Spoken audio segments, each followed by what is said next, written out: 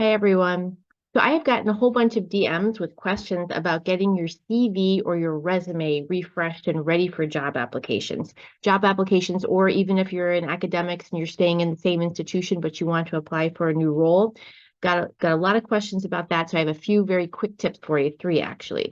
So the first one is you want to start gathering job descriptions for the jobs or the roles that you're interested in. Now, of course, you want to be looking at the job qualifications and you want to see if you're competitive for the job. You want to see what skills that you have and that you don't have that you might want to be brushing up on or gain more experience on.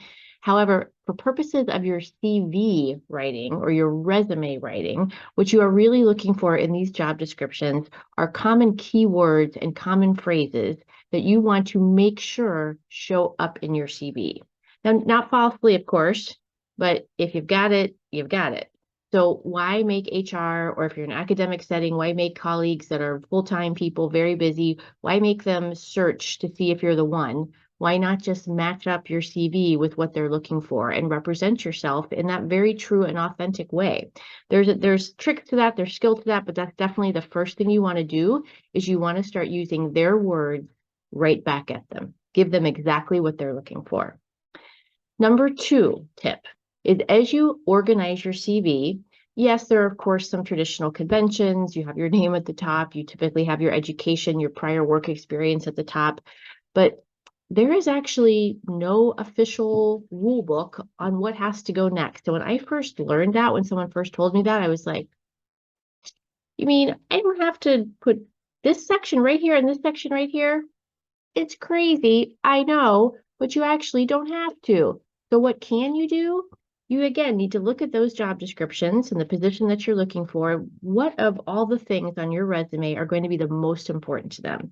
And sequence it that way. Because we all know we're all humans, right? We're all busy. We all scan through things. So you want to make sure that what you want them to see is going to be near the top. Really, really important. And another super easy thing to do. And you can rejigger it for each job that you're going to be applying for and make it pertinent. All right, number three. How many of you have an executive CV? So listen up. This is not just for executives, right? Your executive CV is separate from your regular resume or CV. It's in a much abridged version. And I do understand this can be different depending on what profession you are. In academics, it's very typical that we can see 20, 30, 40, 50. I've seen like a 90, I've seen 127 page CV. We should talk about that too, actually. Listing every talk you ever gave since you were a chief resident, probably not as that valuable, but I digress. The point being is that if you do have a longer CV or resume, it's very appropriate to create an executive CV. Again, something I had never heard about many years ago, and that really changed things, and I think has really helped me in many ways to have an executive CV, which can be, depending on the situation, 1, 3, or 5 pages long, never, ever more than 5 pages long, and not the 5 pages in like a paragraph, no, 1, 3, or 5 pages, very clean, very neat.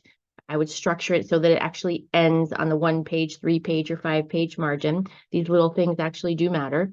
But what you can do there is really annotate your CV. And what I mean by that is if you had a position, you can elaborate much further on what are the skills that you had with that position? What are the leadership opportunities you had? What are the things that you started? What did you do?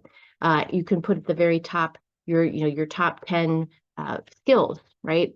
So that's where you can put some of those key phrases that are on those job descriptions. So really, really, really important. So there you go. A few tips on CV preparation.